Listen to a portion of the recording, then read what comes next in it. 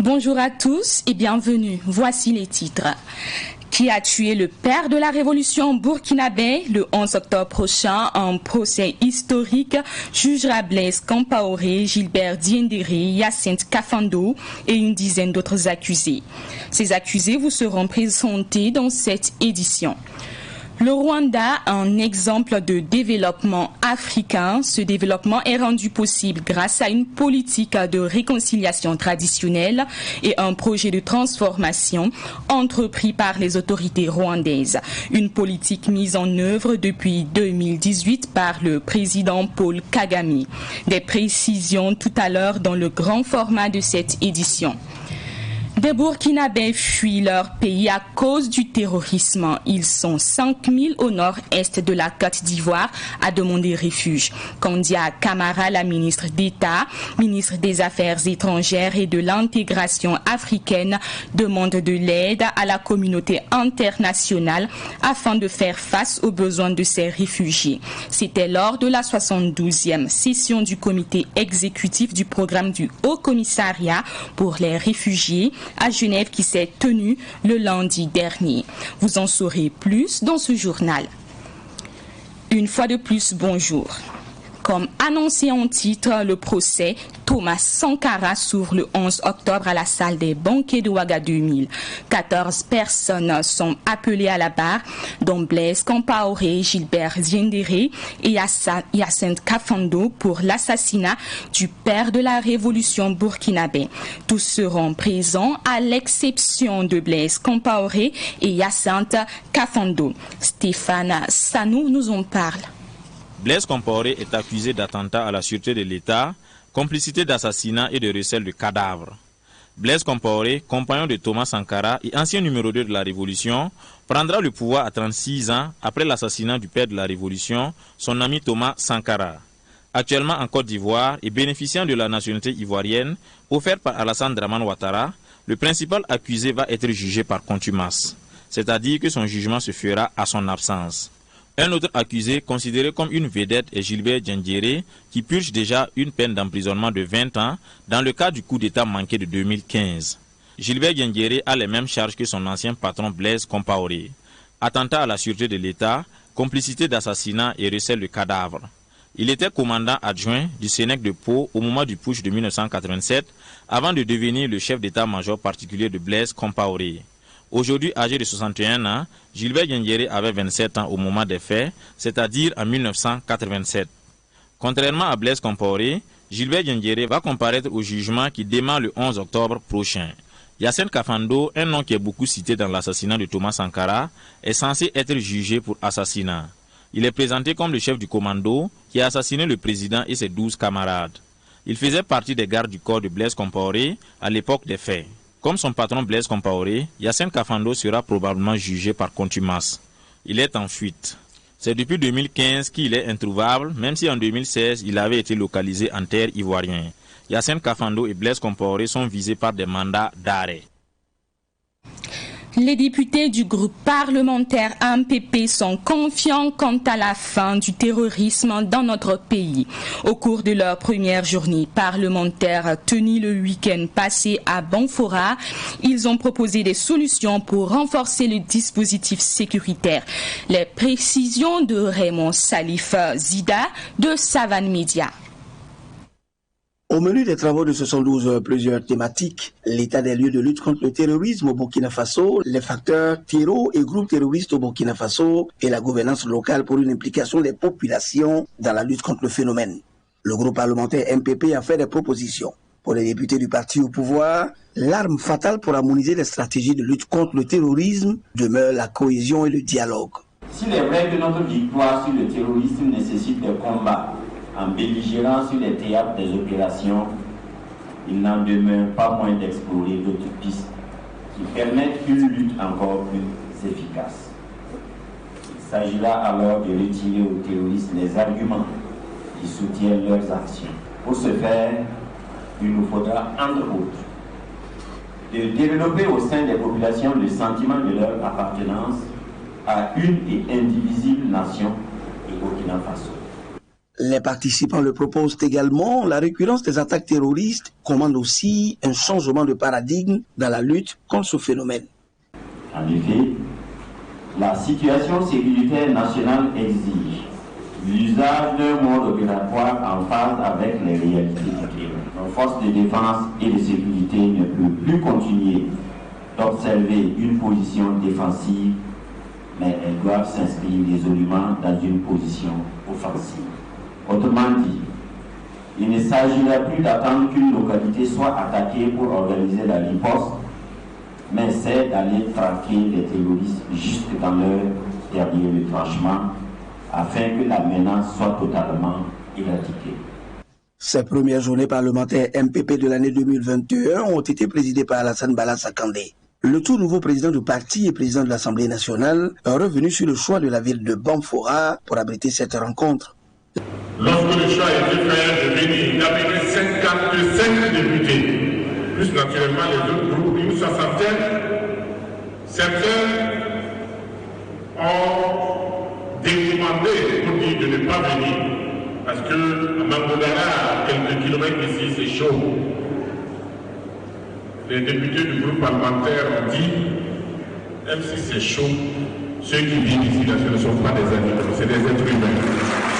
Pour dire que le gouvernement, l'Assemblée nationale, il travaille. Et Inch'Allah, ce problème trouvera une solution avec la participation de tous et de toutes. La résilience des populations burkinabées dans le contexte d'insécurité, quelle contribution du groupe parlementaire MPP, tel est le thème de ces journées qui ont connu la présence de plusieurs partis politiques et groupes parlementaires. Le Festival des identités culturelles FESTIC est à sa 4e édition. Il se tiendra du 30 octobre au 6 novembre prochain à Ouagadougou. Au programme, des projections, des films et des panels autour du thème « Identité et vivre ensemble ». Les organisateurs étaient face à la presse hier à Ouagadougou. Le point avec Abdoulaye Kinda. Le Festival des identités culturelles FESTIC est un festival de cinéma qui a pour objectif de diffuser des films qui permettent de découvrir des communautés entières. Le cinéma de ce festival remplace donc les contes des ancêtres, selon le premier responsable du FESTIC. Aujourd'hui, les soirées de contes ont disparu. Nous voulons qu'à travers le cinéma, on puisse faire renaître cela.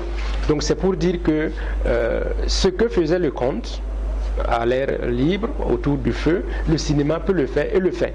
Et c'est pour ça que nous voulons que cela soit mis en exergue à travers les productions qui vont dans ce sens-là, dans le sens de permettre de découvrir des communautés, permettre de découvrir des expressions culturelles et artistiques. 24 films produits par des réalisateurs de 15 pays africains et de la diaspora seront diffusés. Ces films évoquent tous des angles du vivre ensemble. Pour cette année, il y a 24 films qui sont retenus. Pour les critères, chaque film qu'on regarde, c'est quelque chose qu'on découvre de nouveau, soit une communauté entière, soit un pan, un angle d'une communauté donnée, un angle qu'on ne maîtrisait pas ou qu'on confondait, etc., qui proviennent de 15 pays d'Afrique et des diasporas. Donc ces films seront projetés du 30 octobre au 6 novembre. Le quartier Ouidi est retenu comme quartier général du FESTIC. D'autres films seront diffusés à la cité universitaire de Kosodo. Dehors donc des cérémonies d'ouverture et de clôture qui vont se dérouler à Ouidi, au quartier Ouidi, le 30 octobre et le 6 novembre. Il y a les projections cinéma qui vont se dérouler dans le quartier Ouidi, qui sera donc le quartier général du festival cette année, et la cité universitaire de Kosodo. Il y a l'université de Ouaga qui va accueillir un panel sur le thème du festival Identité et vivre ensemble, et notamment en rattachant la thématique au cinéma, nous allons voir comment est-ce que le cinéma, en tant qu'outil d'éducation, peut contribuer au vivre ensemble. Le lendemain 5, nous aurons la nuit de la résilience qui mettra en l'honneur deux communautés, les communautés Peul et Forgeron. Le but du FESTIC est d'accroître le niveau de connaissance des populations sur les valeurs et expressions culturelles des communautés. et de promouvoir l'oralité et les arts oratoires des communautés par l'image. Un nouveau film dans le paysage cinématographique burkinabé. Faux Calcul est désormais à la disposition des cinéphiles. Ce film parle d'amour et est réalisé par Ben Rachid Sow et Georges Pascal Dabiri. La sortie officielle du film a eu lieu lundi dernier à Ouagadougou. Précision avec Daouda Yameogo. Faux Calcul est le premier long métrage d'1h30 des deux jeunes réalisateurs Ben Rachid Sow et Georges Pascal Dabiré. Le film qui parle d'amour relate l'histoire d'un jeune nommé Carlos, coureur de jupons. Selon l'un des réalisateurs, Georges Pascal Dabiré, ce film peint les réalités des aventures amoureuses que mènent les jeunes d'aujourd'hui. Comme le disait Hegel, rien de grand ne s'est fait dans ce monde sans amour. Et à cause de l'amour, on est prêt à tout. Et que ce soit manigance, que ce soit des complots pour pouvoir atteindre nos objectifs. Et nous avons voulu peindre par chaque personnage 4 facettes de l'amour. Voilà, donc l'amour est innocent, l'amour qui se donne, l'amour qui est prêt à tout et l'amour qui va jusqu'à donner sa vie. Mais la seule chose qu'il faut retenir, c'est qu'en matière d'amour, aucun calcul n'est possible. C'est pour cela que tout le temps, lorsque l'on commence à calculer, lorsqu'on commence à mesurer l'amour, on finit toujours par faire un faux calcul. Le film Faux Calcul a regroupé des jeunes acteurs qui sont à leur début dans le cinéma, à l'image de Grace Farida Savadougou. J'avais craint l'amour de Carlos, mais malheureusement, il m'a envoyé balader à la dernière minute. Et mon sauveur, Monsieur Tanga, que je croise enfin, et il m'a montré une autre facette de l'amour, quoi. Voilà, c'était juste ça mon rôle dans le film. Je me suis sentie quand même un peu bien. Voilà, j'arrivais à jouer, à incarner en fait le personnage. Pour Oumarou Bokoum, cinéphile, le film Faux Calcul relate le quotidien des jeunes, affirme-t-il. Le film était vraiment waouh. Chaque détail comptait. Parce que tu suis et tu ne sais pas comment ça va se terminer. Chaque épisode qui vient, chaque scène a été très bien faite en fait. Quand tu commences, tu veux voir la fin. Tu t'imagines comment ça va se passer, qu'est-ce qui va se passer. C'était vraiment magnifique. Le film passe au ciné Burkina du 4 au 10 octobre. Allons en Côte d'Ivoire avec l'artiste chanteur burkinabé Sam Soro. Il a livré un concert de reconnaissance à ses fans à Abidjan, dans la commune de Koumassi, le samedi 25 septembre dernier. Ambiance sur place avec notre correspondant Boukari Zongo. L'artiste chanteur Sam Soro de la diaspora burkinabé en Côte d'Ivoire a livré un concert de reconnaissance à ses fans le samedi 25 septembre à Abidjan, dans la commune de Koumassi. Avec son album de 6 titres intitulé Rayalga et 3 singles principalement chantés en moré et parfois en français, l'artiste a parcouru tous ses titres sur scène pour le plaisir de ses spectateurs. Bon, les gens toujours disent non, Sam il joue toujours Rayalga. Vraiment, en train de travailler toujours, fait plaisir mes fans. Vraiment, je suis content puisque j'ai fait le premier album, c'est sorti 2010. Actuellement ici dans le studio en train de travailler pour attaquer le deuxième album. Voilà, après ça je vais faire une tournée, voilà, pour montrer les gens ce que je sais faire. Voilà, c'est le travail que j'ai choisi, donc je dois prendre ça au sérieux. Les Burkinabés ne sont pas les seuls à adopter Sam Soro. Les autorités ivoiriennes croient aussi à son talent. L'honorable député Tien Michel, le grand promoteur de la cohésion sociale, très actif aux événements de la communauté burkinabé en Côte d'Ivoire, a marqué sa présence à ce concert. Écoutez, ce sont les impressions de joie et de fierté d'être avec mes frères de la diaspora ici à Koumassi. Vous savez, moi j'ai toujours dit au peuple que nous devons enlever cette barrière qui existe entre les peuples. Nous avons maintenant l'honneur nous formons un seul peuple. Mais où il est, mon frère à chaque fois que je suis invité par mes frères burkinabés, je me sens très à l'aise d'être à leur côté. C'est ce qui m'amène ce soir pour soutenir mon artiste Sam Soro. D'autres artistes de la diaspora burkinabé en Côte d'Ivoire, au nom de la solidarité, n'ont pas manqué cet événement. Sam Soro est une révélation de la musique de la diaspora. Et en tant que président, je suis venu avec mes frères pour l'apporter du soutien. Et vous voyez vous-même qu'il y a l'engouement, les gens sont motivés. Je suis venu soutenir mon frère Sam Soro ici, le chouchou des femmes. Je vois que vraiment la communauté burkinabé est sortie. Ils ont répondu à l'appel que l'artiste Sam Soro a lancé. Voilà, nous mobilisons toujours la communauté burkinabé de soutenir les artistes, car nous les artistes, on a besoin de soutien. Parents et fans témoignent leur soutien à Sam Soro. Sam Soro, c'est mon frère. Et voilà, nous sommes très heureux de nous trouver à sa cérémonie. Nous sommes vraiment des fans de Sam Soro. Et voilà, et à chaque moment, nous sommes avec lui.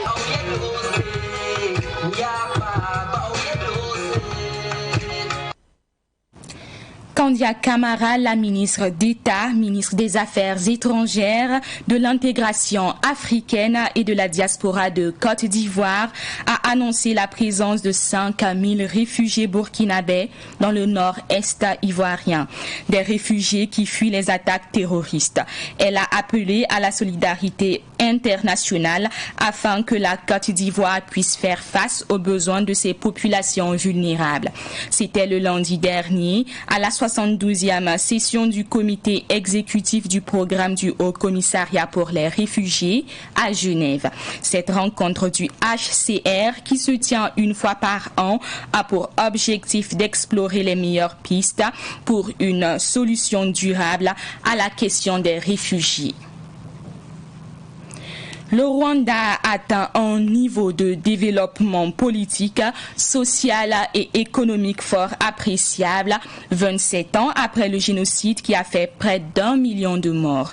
Ce développement est rendu possible grâce à une politique de réconciliation traditionnelle et un projet de transformation entrepris par les autorités rwandaises.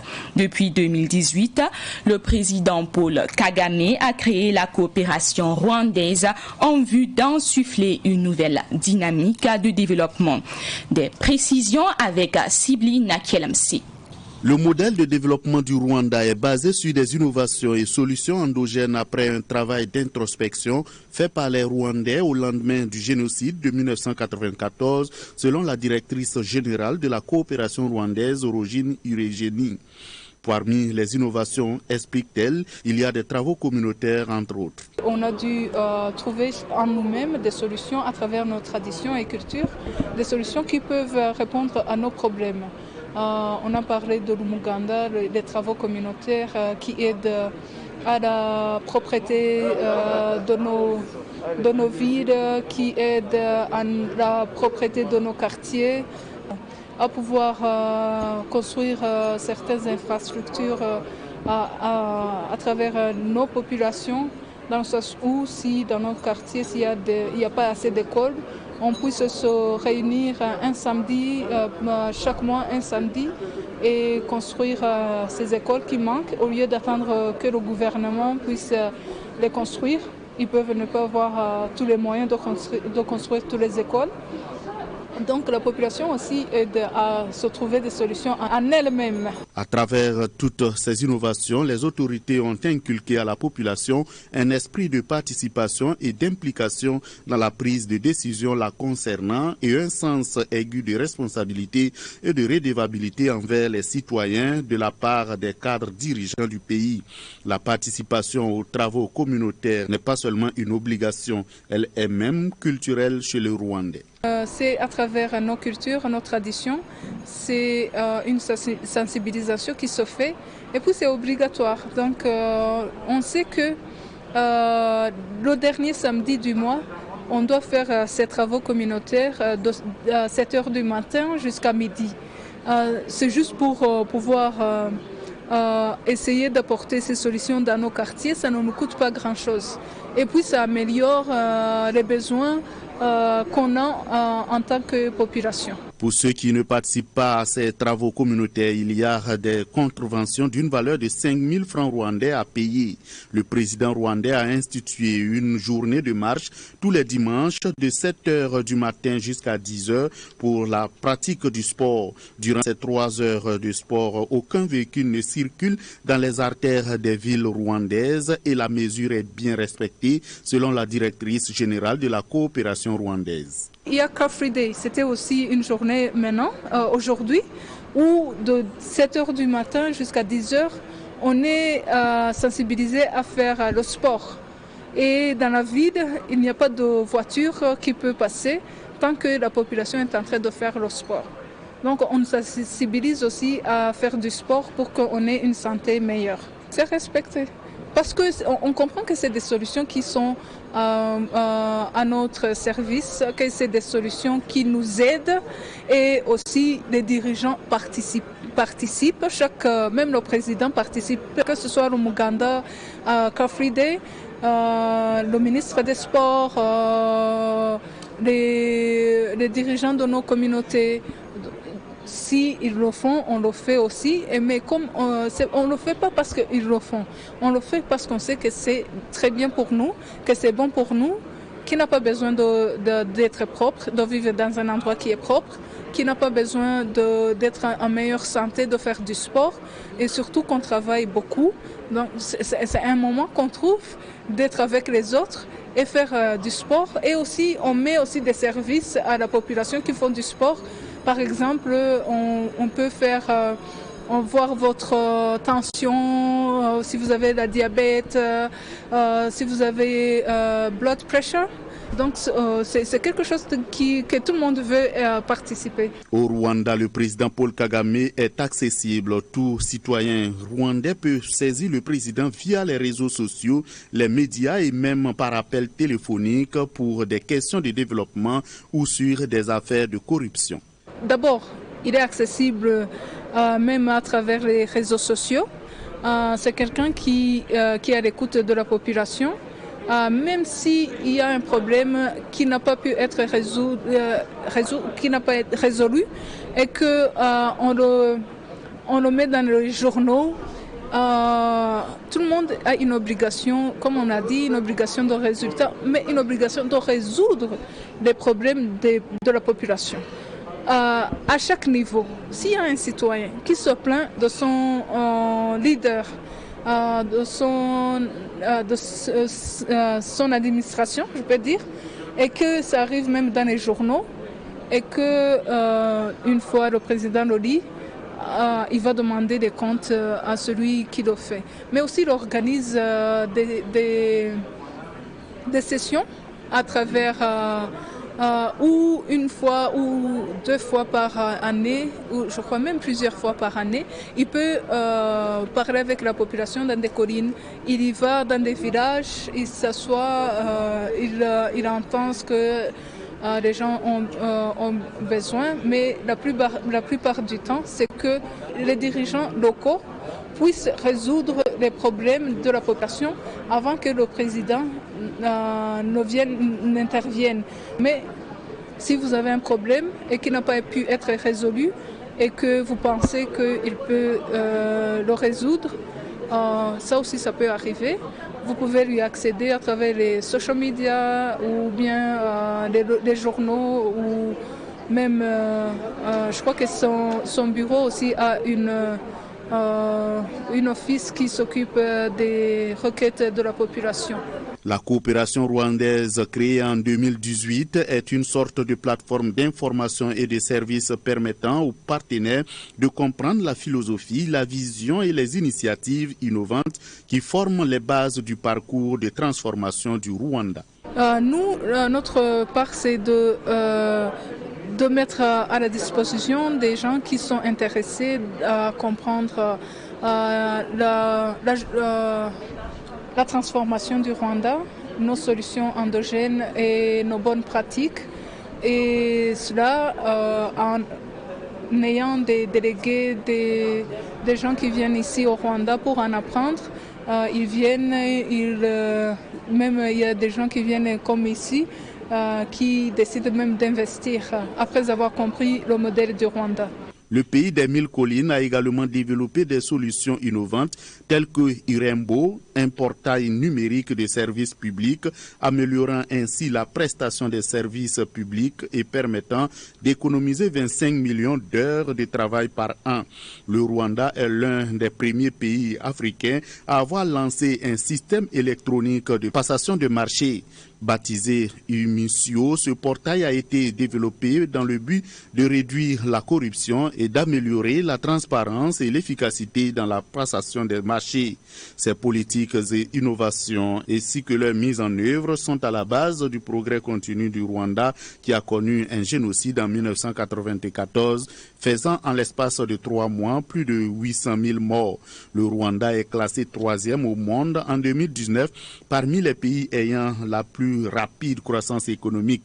Il est également classé parmi les pays les moins corrompus d'Afrique de l'Est et 4e pays moins corrompu en Afrique. Il se classe au 9e rang mondial, premier en Afrique des pays dont le cadre de vie est le plus favorable aux gens féminins. Classé 2e des pays dont l'environnement des affaires est le plus propice en Afrique subsaharienne, le Rwanda a une couverture sanitaire de 90%.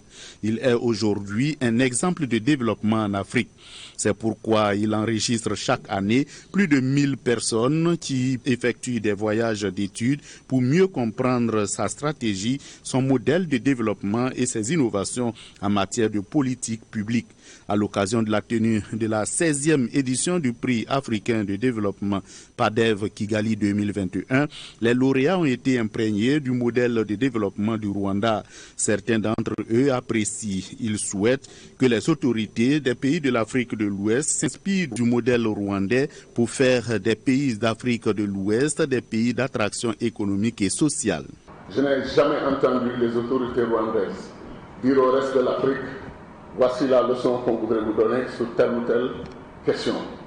J'ai toujours noté que c'est par l'exemple, par le calme, par la discipline, par la confiance en soi que ces autorités et ce peuple rwandais nous donnent des leçons.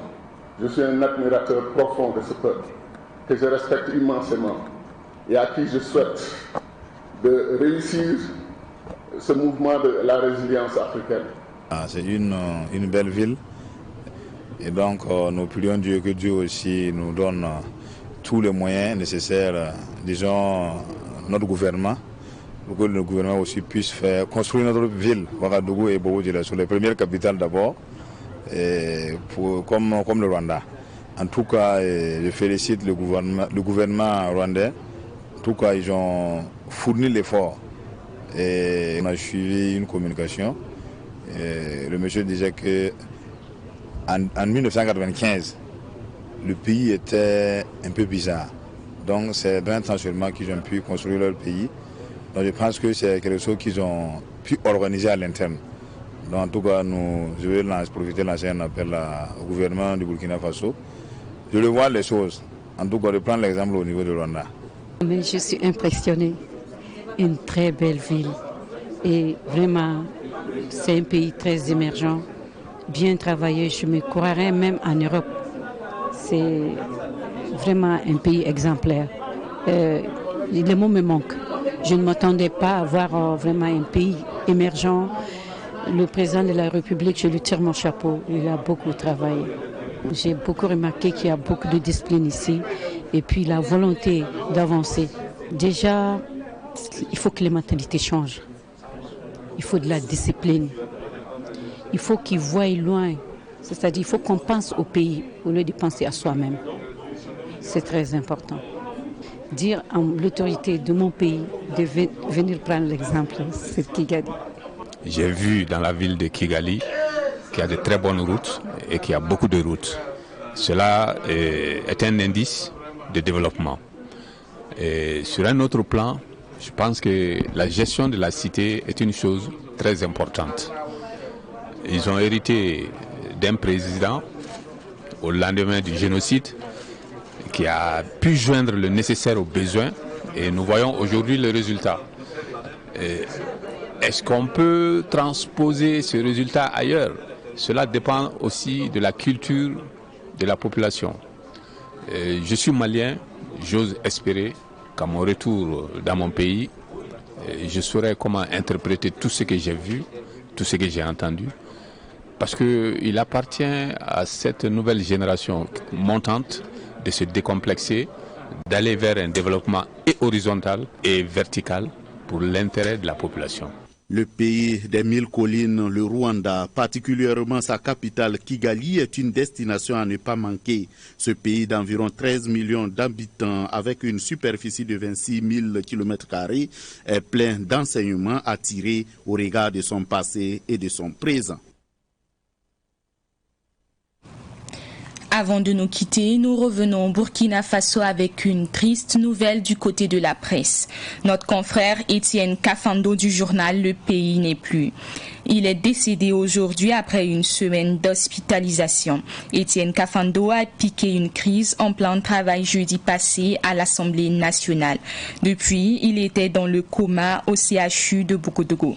Il a passé 29 ans au journal Le Pays, qui a d'ailleurs célébré ses 30 ans le week-end écoulé. Étienne Kafando a été le premier photographe du dit journal. Parti dans la cinquantaine, Étienne Kafando laisse derrière lui une veuve et 3 orphelins. Son inhumation est prévue pour aujourd'hui. C'est sur cette note triste que prend fin l'édition du midi d'aujourd'hui. On se retrouve demain à la même heure, toujours sur Savane TV.